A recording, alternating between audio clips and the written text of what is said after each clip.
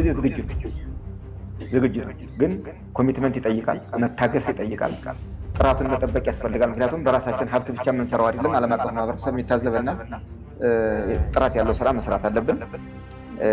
በዲዲአር የወጣው ኃይልም በገባው ቃል መሰረት ለሰላም ያለውን ቁርጠኝነት አረጋግጦ መቀጠል አለበት።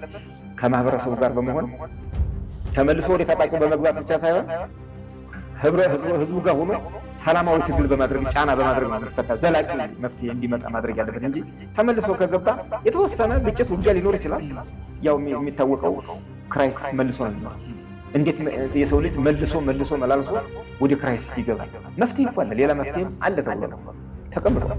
ስለዚህ የተወሰኑ ሰዎች እዚህም እዛም ነገሮችን ለመጠምዘዝ እንትን ለማድረግ የሚፈልጉ ሊኖሩ ይችላሉ። አብዛኛው ህዝብ ግን ባለን አሰስመንት የወጣው ታጣቂ አሁንም ባቋሙ ስራ እየፈለገ ቀጣይ ጓደኞቹ ደግሞ ዲዲአር እንዲወጡ እየመከረ ለኮሚሽኑም አንዳንድ ሀሳቦች እያቀረቡ ነው። ጓደኞቻችን የእኛን እድል ያገኛል እያለም ያለው ይሄ የተቀደሰ ነገር ነው።